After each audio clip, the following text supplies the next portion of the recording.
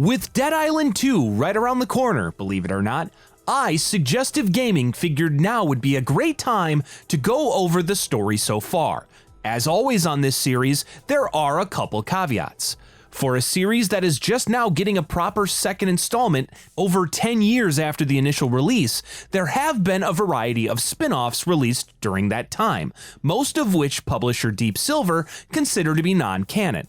As such, I'm going to cover the first installment, Dead Island, and its standalone expansion, Dead Island Riptide, in the first part of this video. Then, I'll briefly cover the stories of the questionably canon spin-offs, Escape Dead Island Epidemic, and Dead Island Retro Revenge in the second part. Now, for the things I won't be covering in this video. I will not be covering the novelization of the first game, since the story is the same as its source material. I will also be leaving out all of the comic books, both the Marvel and Dark Horse published entries, since I was unable to get my hands on nearly any of them, and they're practically non-existent these days. I can't imagine their stories will be that integral to the sequel in that case. Now, without further ado, this is what you need to know about Dead Island. Our story begins at the Royal Palms Resort on Benoi Island, off the coast of Papua New Guinea. There we find a drunk guest of the hotel stumbling into a party filled with several VIPs. Among them are former pro football player Logan Carter, rapper Sam B, who is performing at the event, firearms expert and bodyguard Perna Jackson, and finally, secret Chinese spy and employee of the resort, Xian Mei. During the party, however, some guests begin to go insane and bite others. The drunk patron doesn't seem to notice this and stumbles back to their room where they pass out, leaving their fate unknown. Around this time, we find Colonel Ryder White of the Australian Defence Force being interrogated by his superiors regarding his loyalty to his mission. After proving himself by pledging his ability to kill his own wife, although hesitatingly, Ryder is assigned to a mission on Benoi Island. The morning after the party at the Royal Palms Resort, the aforementioned VIPs awaken to find the hotel in a state of disarray, overrun with zombie-like infected who mindlessly kill and devour anybody in their path. After our four heroes are attacked and bitten by an infected, they are then aided by a group of survivors to escape the hotel. While they pass out, they soon awaken to find themselves unaffected by the infected's bite. Seemingly immune to whatever infection is ravishing the island, the heroes then help the de facto leader of the survivors, lifeguard John Sinnamoy, defend the beach house they're currently taking shelter in from attacking infected. Afterward, Sinnamoy receives a radio transmission from an unknown man, who offers to help the survivors escape the island so long as they get to his location to take him with them. After the transmission is cut short, Sinnamoy elects to move the group to the main lifeguard station, where they can use a stronger radio. The heroes then recover Sinnamoy's access card and clear out the lifeguard station, allowing the rest of the survivors to follow and make it their new base of shelter. After working more with Sinnamoy to provide support for the survivors, the heroes head to the nearby lighthouse, where they meet another group of survivors led by a man named James Stein. They then help James power up the lighthouse in exchange for a signal amplifier for the radio at the lifeguard station. After returning with the amplifier, the heroes help out Sinnamoy and the survivors further before heading to the hotel's parking garage in search of a truck they can use to break through a blockage to the entrance of the tunnel leading to the nearby town. Traversing through the hotel, the heroes meet a surviving security guard named Mike Davis, who offers to lead them to the garage if they can find his fellow guard, Ken. The heroes then find Ken, unfortunately too late. While they're able to provide him with morphine for his pain, they are forced to simply watch as he passes from his injuries. Luckily, the heroes are able to work with Mike to reset the hotel's security systems and finally reach the parking lot, where they retrieve the truck before driving it to the lifeguard station. The heroes then work with a surviving, although recently bitten, mechanic named Earl, as well as his daughter, Jin, to reinforce the truck to ensure safe travel to the city. After the truck is reinforced with armor, Earl only agrees to hand over the keys if the heroes take Jin with them to safety. After the young woman says her goodbyes to her father, she reluctantly goes with the heroes to find more supplies for the survivors, starting at a church within the town. Around this same time, Ryder White is just above Benoit Island in a helicopter. After executing a bombing run that destroys several bridges to part of the town, the chopper's co-pilot turns out to be infected and attacks the other pilot, causing the helicopter to crash. When Ryder later awakens, he finds himself the sole survivor. Colonel White then helps the various security forces on the island as he awaits an evac helicopter. After boarding it, White contacts his wife, Emily, who is stationed at a prison on a neighboring island, to ensure her safety. He receives terrible news, however, as she tells him that she has been bitten and infected, and instructs him to stay away from her to protect himself. Ryder instructs the helicopter pilot to change course and head to the prison. There, White finds his wife strapped to a bed, nearly completely turned from her infection. He then meets a prisoner named Kevin Barrister, who claims to have been taking care of Emily. White finds and meets with Kevin face to face, recognizing him as an international terrorist hacker codenamed Karen. White reluctantly works with Karen to restore power to the prison so he can recover some tetracycline to use to slow down Emily's infection. Meanwhile, after protecting the church from infected, the heroes help the survivors inside, including a mother, Helen, who tells them to search the wealthy part of the town for supplies. With the bridges destroyed, however, they're forced to follow a man named Joseph into the sewers, where they reach the wealthy part of town, meeting Mayor Todd Tanis inside the town hall. The mayor provides them with little help, forcing the heroes to reach out to the unknown man on the radio once again. First, however, they agree to help Jin provide for the survivors at the church and the lifeguard station.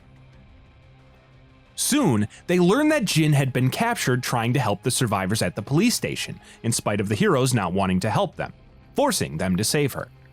After saving Jin and delivering the supplies to the survivors, the heroes return to Sinamoi to use the antenna, but learn that it still isn't powerful enough. They then head back to the hotel to use the radio there to contact the unknown man, who reveals that he is inside the nearby prison island.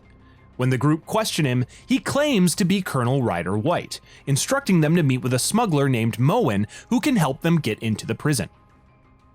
After helping some locals in a nearby village, the group find Moen and take him to a research lab on the island, operated by pharmaceutical giant GeoPharm, in hopes to use the hero's seemingly immune blood to find a cure for the infection, which the man claiming to be Ryder White intends to use to cure his wife Emily. There, the group meet Dr. West and the rest of the researchers in the lab and provide samples of their blood.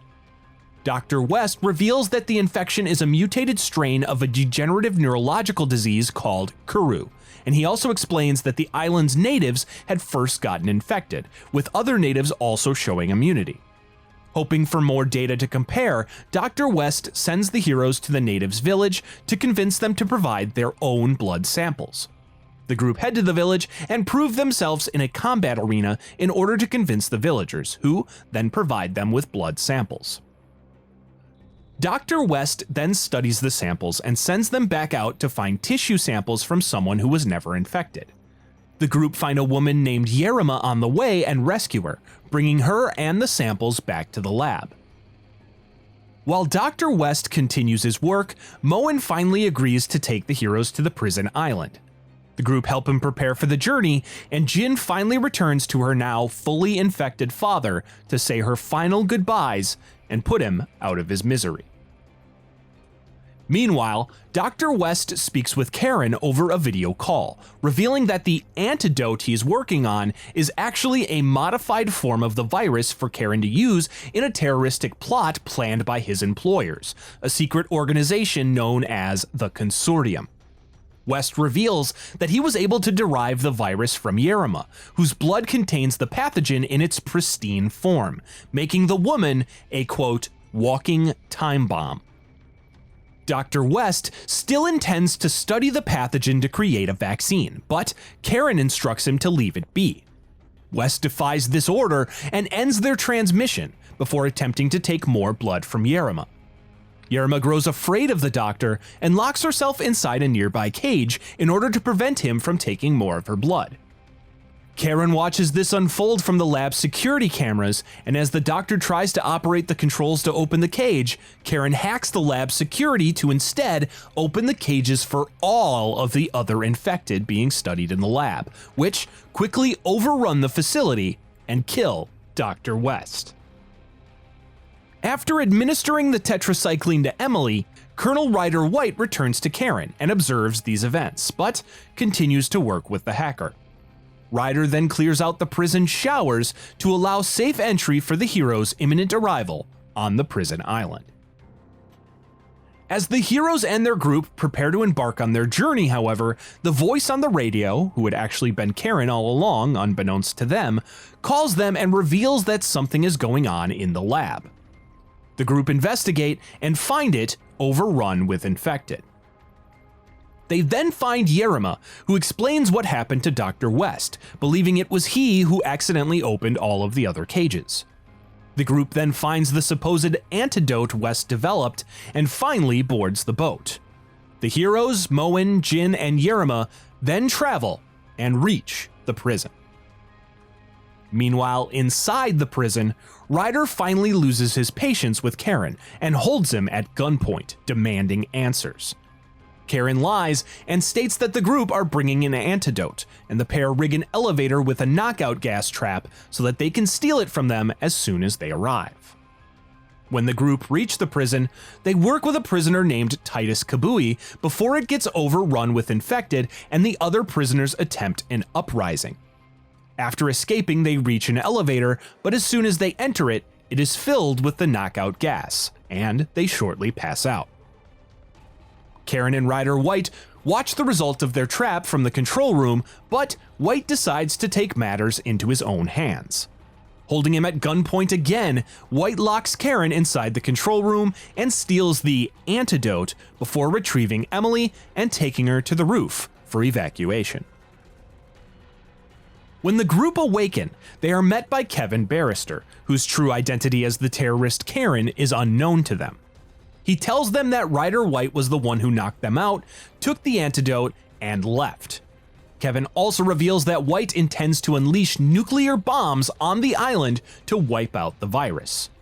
The group then race to a helipad atop the prison to confront White, and after fighting through hordes of infected on the way, they finally meet him face to face.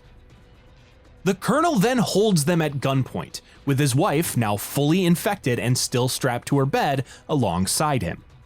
White tells them that he's in contact with doctors in Sydney who can use Dr. West's antidote to create a widespread cure.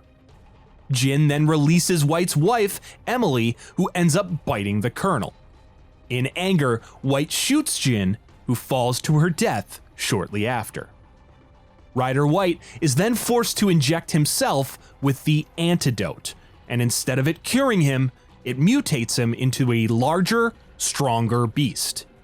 The heroes are then forced to fight and kill the infected White, before Kevin commandeers the helicopter and flies them off towards a naval fleet. Meanwhile, reports of the events on Banoi, its quarantine status, as well as the infamous hacker Karen, are heard across the world. When the helicopter reaches the naval vessel, the group exit it and are immediately apprehended by the Australian Defence Force, led by Lieutenant Colonel Samuel Hardy. Hardy explains that they must be detained in a quarantined area strictly as a precaution. However, another man arrives shortly after, and Karen recognizes him as another agent for the consortium, Frank Serpo. Serpo takes Karen and Yerma with him, although Yerma fails to try to escape by biting a guard, and he sends the immune heroes down to the lab to be tested on. After their first round of experiments, the heroes wake up inside their holding cell to find another immune captive, former Australian Defence Force Sergeant John Morgan. Soon, however, they awaken to find that the ship has been overrun by infected due to Yerma carrying the virus and transferring it to the guard that she bit, and Hardy is forced to unlock all of the cell doors. The heroes fight their way through the ship to reach the upper deck, where they find Hardy and Serpo arguing about the latter evacuating, before the consortium agent takes off in a helicopter, leaving everyone else behind on the boat. With the captain now dead, the group fight towards the bridge, and while they're able to get inside, Hardy isn't able to steer in time, and they run aground on the shores of Palanai Island, still within the Banoi archipelago. A woman named Harlow Jordan finds the immune survivors from the shipwreck and leads them to the Paradise Survival Camp, although Karen and Yerimo's whereabouts are still unknown. After protecting the camp from hordes of attacking infected, the immune heroes reunite with Sam Hardy. Hardy explains that while he was trying to look out for their best interests, Serpo and the consortium, who are rumored to be trying to weaponize the plague for use as a bioweapon, superseded his orders. Hardy offers his help by directing them to a military outpost in the nearby city of Henderson, but the group will have to get there by boat before the military nukes the area to cover everything up. After learning that all of the boats have left the nearby fishing village and that the only road to Henderson has been flooded, the group are left with one last option: to use underground tunnels built by the Japanese during World War II. Unfortunately, those are also flooded, forcing the group to retrieve a water pump to clear their way. After setting it up and defending it against the infected attracted by its noise, the group are able to enter the tunnels. Inside, however, they are exposed to a chemical mutagen that mutates the virus, which they had been warned of by a researcher named Dr. Kessler. This mutation turns one of the other survivors, Wayne, into a powerful monster. The group contact Kessler, who fears that their exposure to the chemical may have affected their immunity, but the heroes nonetheless continue on to Henderson. Using an old ferry, the group finally cross a bay to reach the town of Henderson. Unfortunately, they soon find that the city has also been overrun with infected, including the military outpost. After taking shelter in an abandoned movie theater, however, the group soon find that Harlow has gone missing. Sam Hardy then leads the group to the military base, where they're able to use a radio to make contact with a third party. Unfortunately, the only person they can reach is none other than Frank Serpo. Serpo claims that Hardy has been lying to them, and that he intends on rescuing them so they can work on a vaccine. Furthermore, Serpo denies any plans of nuking the island. Serpo then signs off by telling them that he'll send a chopper to pick them up at the theater, leaving them with a warning to not trust Hardy. Back at the theater, Hardy admits that he lied about the nuke in order to motivate the heroes to act quickly, but they nonetheless work together to clear a landing zone for the chopper, planning to commandeer it after it lands to ensure all of the survivors, not just the immune, are able to escape. When the chopper arrives, Serpo's men instruct only the immune to get on board. When Hardy defies this order, he is shot and killed. The heroes then shoot the chopper down with a rocket launcher, and it crashes at a nearby fort. The heroes investigate the fort to search for Serpo and soon find him. Serpo then tells them that Harlow had been working against them the entire time, working to steal the virus and the data for a vaccine simply to make money off of whoever would buy it from her at the highest bid. The heroes then follow Harlow to a lab near the docks inside the quarantine zone and find her. When they question her, Harlow reveals that the outbreak on Palanai was actually a conspiracy planned by the government to test a new bioweapon's effectiveness. She further explains that when she was caught breaking into the lab to search for the vaccine, they tested the mutagen chemical on her, sending her into a rage that caused her to kill all of the uninfected researchers in the lab. When the heroes try to talk her down so they can escape, Harlow attacks in a fury. After a short battle, Harlow injects herself with more of the mutagen so she can stop them, mutating into a larger creature. The heroes are forced to continue the fight, but when they find themselves no match for Harlow's mutations, they're forced to take the mutagen themselves to level the playing field. The mutated heroes are finally able to defeat Harlow and seemingly return to normal. As Harlow lays dying, she warns the heroes not to leave the island, as they'll risk infecting the rest of the world with their dormant mutated virus. In her final breath, she calls them the Angel of Death before finally dying. Shortly after, the group reach a boat, and Serpo arrives in tow. He admits that Harlow was telling the truth, and his organization had indeed spread the virus discovered on Benoy to study its effects as a bioweapon. While Serpo states that they'll need his help to cure themselves of the mutagen, the heroes simply leave him behind as they board the boat, watching as a group of infected rush and finally kill him. As the infection rages on the island, the surviving group sail off towards an unknown future. 6 days later, on an unknown island distant from Palanai, an unknown woman listens to a news report indicating that the crisis in Benoy and Palanai is over, and life is returning back to normal as the virus was contained within the area. She looks up and sees the survivors' boat floating towards her dock, mysteriously with nobody on deck. Suddenly, however, its hatch opens, leaving the future of our heroes, as well as the virus and its mutations, unknown for now. While this brings us to the end of the canon storyline of Dead Island, there are a few other Dead Island games that have come out over the years. These games have questionable canonicity to the mainline games, as Escape Dead Island was reportedly intended by its developers to be a non-canon side story, although some of the lore it introduces may be canon to the overall backstory.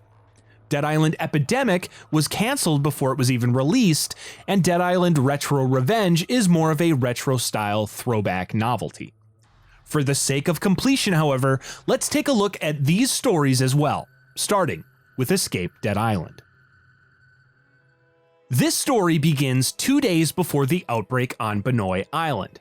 A secret operative named Rob infiltrates a geofarm lab on Narapella Island in search of a mole who leaked the information about the virus and geofarm's research on it to Karen, who intends to release it into the entire island.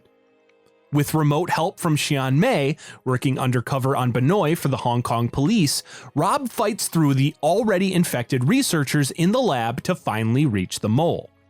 After killing him, Rob speaks with Karen on the phone, who claims that his motives are to bring an end to the supposed conspiracy group, the Palm Garden Order's monopoly on power. Rob then hides the data left behind by the mole inside a bathroom for later extraction, but is never seen or heard from again. Outside, the virus has escaped, and the entire island of Narapella is now infected.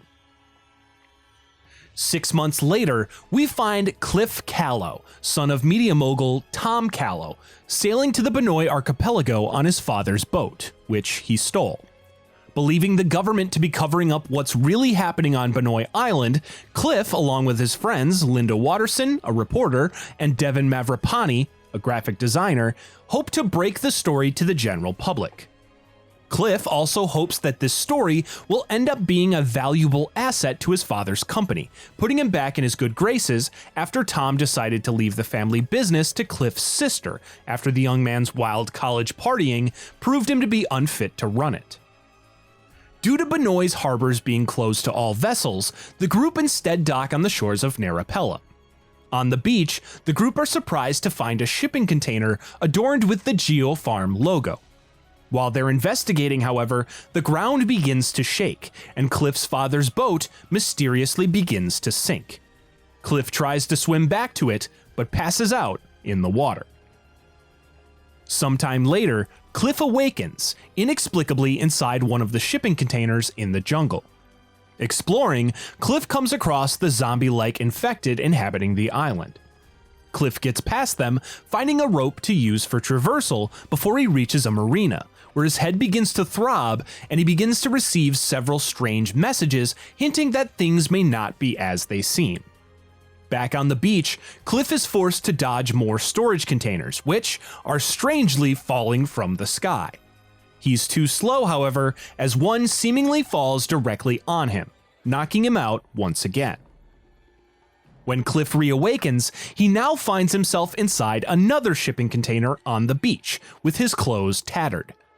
Linda arrives and reveals to Cliff that he had been passed out since he tried to stop the boat from sinking, which it unfortunately did, stranding them on the island. Strangely, however, Cliff still has the rope he found in his dream. Cliff, Linda, and Devin then find their way into the jungle and hike up to the top of a nearby mountain. On the way, however, they find piles of torn apart bodies.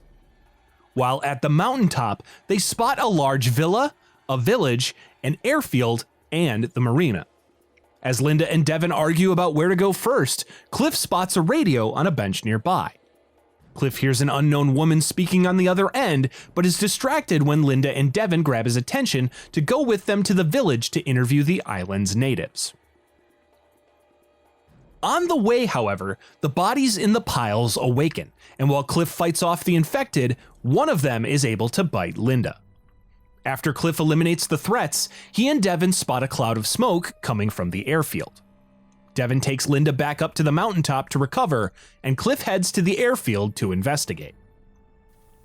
On the way, Cliff gets a call from Linda on the radio, although she strangely doesn't let him speak with Devin. Once he reaches the airfield, Cliff finds a crashed plane with Sean May inside. She escapes the wreckage, and Cliff fights off an arriving horde of infected. After an alarm begins to sound, attracting even more, Xian gives Cliff a pistol to use to protect her as she disables the alarm. Afterwards, Xian and Cliff enter the airfield's security room. Cliff asks her if Linda will become one of them, and Xian explains that if there were any cure on the island, it would be in the Geofarm research lab. She then tasks Cliff with shutting off power in the nearby village so they can find 3 key cards in order to unlock the master key that they can use to get inside the lab. In the village, Cliff finds several video recordings of Dr. Faith Kimball, a Geofarm scientist hired directly by the company's CEO, Emery Crown, to research regenerative medicine in hopes of finding a cure for the infection. Unfortunately, her research ultimately led nowhere, and the infected ravishing the island seemingly halted it, as her last recording ends abruptly with her being attacked. After Cliff successfully cuts the power, Xian sends him the locations of the 3 keycards to recover. Cliff successfully recovers all 3, experiencing more visual and auditory abnormalities in the process. Returning to the security room, Cliff unlocks the door to find the lab's main keycard. Suddenly, he begins to hear his father speaking about leaving his business to his daughter before a poisonous gas fills the room, causing Cliff to pass out once again. Cliff later wakes up inside a strange room, opening the door to find that he was inside of another storage container atop the mountain. Exiting, he finds Linda on the ground before she is taken away by a giant mutated infected. This turns out to seemingly be a dream, however, as Cliff then awakens once more inside of the same room. This time he exits to find Devin standing alone. Cliff asks him where Linda is, and Devin explains that the last night, Linda was barely even breathing, so there's no way she could still be alive. When Cliff states that he had been talking to her via the radio, Devin reveals that they never even had a radio. While Devin tries to plead with Cliff to come with him to the marina to escape the island, he instead decides to head to the lab to find the cure for Linda. On the way to the lab, Cliff again hears Linda speak to him through the radio, and he eventually reaches and enters the Geofarm lab. There he reunites with Sean May, who gives him a shotgun before heading into the lab ahead of him. Cliff explores the lab, soon finding Rob's sword, leading Xian to reveal to Cliff via the radio that the data he found must still be stashed somewhere in the lab. Cliff soon finds the data hidden in the bathroom and makes a copy of it before he continues on, soon finding Dr. Kimball being forced to work with the giant mutated infected Cliff saw in his dream, another Geofarm doctor named Aaron Wells. The pair are apparently testing a cure on Linda's body before Cliff interrupts. Wells gives chase, and Cliff narrowly escapes through a greenhouse before finding himself back in the room inside the storage container on the hill. Cliff makes his way to the marina to search for Devin, but when he arrives to meet him at the boat he found on the pier, Cliff begins to hallucinate again. When he comes to, Cliff realizes that the boat Devin found has been destroyed, and he has gone missing. Shortly after, Cliff's father Tom then calls out from a helicopter flying overhead, and he instructs his son to meet him at the helipad immediately. Cliff rushes to the helipad, dealing with more raining storage containers, auditory hallucinations of Linda calling him on the radio, and more infected on the way. Just before he reaches his destination, Kimball calls Cliff to inform him that Devin had been captured by Wells. Finally at the helipad, Cliff speaks with his father, who tells him to give him the data he found at Geofarm. Cliff refuses, and the helicopter flies off, leaving Cliff to fight off a horde of infected before he's pulled into another hallucination. Inside, Cliff comes across a now fully infected Linda. Sick of the hallucinations and guilt, Cliff lets his frustrations take hold as he fights and defeats her before passing out once again. Cliff awakens yet again inside the room within the storage container on the mountain.